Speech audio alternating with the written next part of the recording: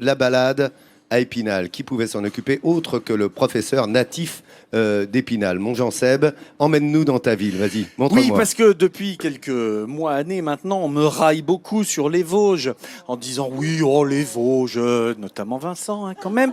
Mais il faut savoir quand même que les plus grandes forêts de France sont ici. Elles en ont fait un paradis de verdure. Jeanne d'Arc et à sa suite, moult personnages en ont fait une vraie terre d'histoire. Les eaux qui coulent en ont fait une terre de bien-être de ces Vosges. Au milieu de tout cela coule une rivière, la Moselle, avec cette cité millénaire qui est Épinal. République prospère de marchands, c'était au XIVe siècle. Il reste de ce glorieux passé et de cette histoire un patrimoine remarquable, attachant même, et qui attire de plus en plus de monde.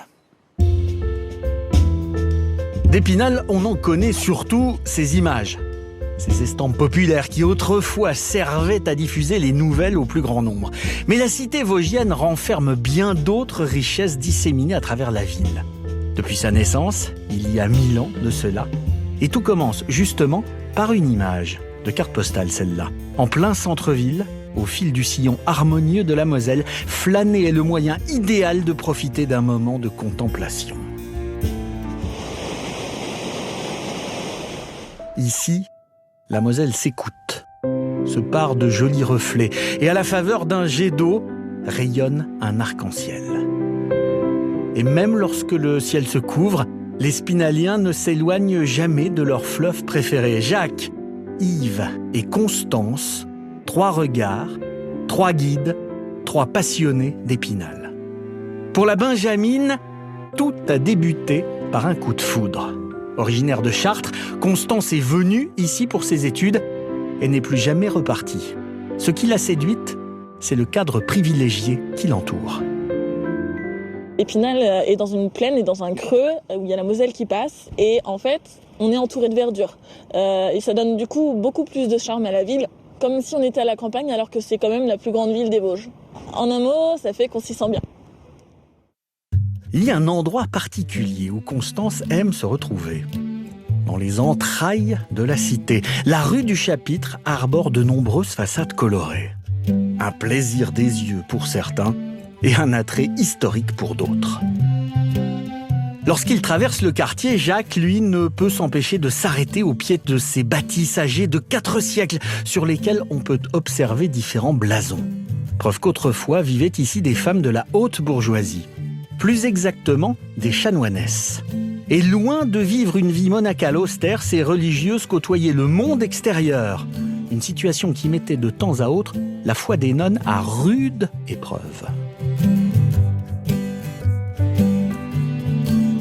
Il y avait certaines de ces religieuses qui donnaient des bals, qui donnaient des réceptions, qui avaient une vie mondaine. On sait par l'anecdote que certaines ont préféré rester dans les faubourgs de la ville où passaient les marchands plutôt que de rentrer à l'intérieur.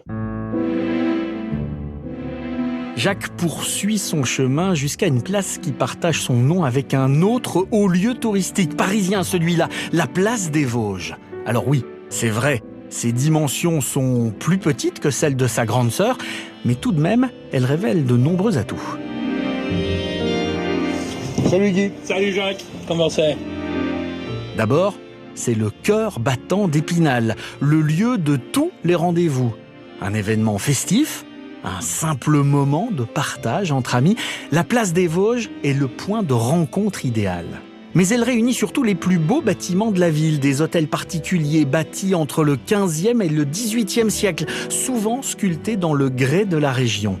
Et à 2 pas de ces constructions traditionnelles, on trouve une curiosité architecturale aussi dissimulée qu'insolite. Car si l'on s'aventure dans ce bâtiment, on peut y faire une découverte pour le moins exotique. La forme des balcons, c'est très joli. Une tour chinoise, au milieu des Vosges. Non, vous ne rêvez pas. Cette construction atypique a pris racine à Épinal au début du XIXe siècle. Une époque durant laquelle les chinoiseries étaient très à la mode. Et il aura fallu plus de 20 ans pour restaurer l'édifice. Jacques s'est intéressé de très près au chantier de rénovation et il n'en revient pas de pouvoir admirer le monument fraîchement restauré.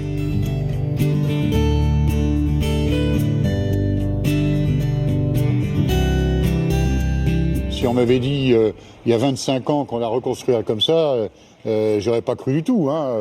Ce sont des projets un peu fous qui aboutissent très lentement, mais quand c'est fait, c'est un rêve qui devient réalité. Désormais, la tour chinoise est un peu le phare d'Épinal. D'ailleurs, on vient souvent la visiter de nuit pour profiter de ses éclairages. En revanche, ce que l'on ne peut faire que de jour, c'est emprunter son escalier en haut duquel on accède à un parc surplombant l'agglomération. Et de là, on domine toute la vallée de la Moselle. Emplacement stratégique, c'est aussi le lieu de naissance d'Épinal, puisqu'ici ont été construites à plusieurs reprises des forteresses médiévales. Avant que Louis XIV ne décide de définitivement démanteler le château de l'époque. Mais il reste un dernier lieu portant les traces millénaires de la cité vosgienne, la basilique Saint-Maurice. Fondée en 1050, les siècles ont progressivement transformé son apparence et désormais son architecture est à la croisée du roman et du gothique. Une singularité qui plaît à Yves, un spinalien lui aussi passionné par sa ville. Celui-ci connaît l'endroit depuis sa plus tendre enfance et l'apprécie pour sa tranquillité. L'église est bien située au centre de la ville, dans un quartier un peu bruyant. Mais une fois qu'on est rentré à l'intérieur, on a véritablement le calme, une atmosphère vraiment qui permet le recueillement. Une ambiance apaisante. C'est l'idéal pour achever cette balade. Le vent souffle pour éclaircir le ciel et sous le soleil vosgien, on profite de l'instant et de la lumière, tout simplement. Oui, parce que c'est une bien belle ville. le temps change vite ici. Alors, c'est vrai que samedi, on m'a envoyé des SMS, Adrien, notamment notre régisseur, en me disant qu'il pleuvait, que c'était l'horreur. Ah ouais. Et il suffit de voir le temps qu'il fait aujourd'hui. Mais il faut savoir qu'on est les premiers à se moquer de nous-mêmes ici, notamment avec un homme qui s'appelle Claude Vanoni, qui est un humoriste local qui lui dit « Oh bah, vous savez, nous dans les Vosges, on compte sur 3 périodes. Il fait 6 mois de neige, 4 mois de pluie, et puis le reste, c'est du mauvais temps. » Et en attendant, Bravo. c'est vert, il n'y a pas à critiquer, c'est beau. Les forêts sont absolument magnifiques. Si vous venez en vacances dans ce département, vous allez voir des forêts majestueuses, que ce soit du côté de la Bresse, que ce soit du côté de Ramberville et Haute-Bussan, que vous alliez vous promener à Saint-Dié ou que vous alliez vous balader du côté du village de mon enfance qui s'appelle Corcieux, ce qui permet d'embrasser ma grand-mère qui est à 300 mètres d'ici et ce qui permet de saluer ma première institutrice que j'ai retrouvée et qui est venue Bonjour madame. nous voir. Et je suis extrêmement fier de vous emmener dans ce département pendant une semaine. Madame, vous avez bien fait le travail. Vous savez que je l'appelle le professeur. Hein. C'est notre professeur, bravo. Vous avez donné les bonnes bases, sachez-le, madame. Félicitations des institutrices. Comme on aimerait en voir plus souvent, comme on dit à la télévision.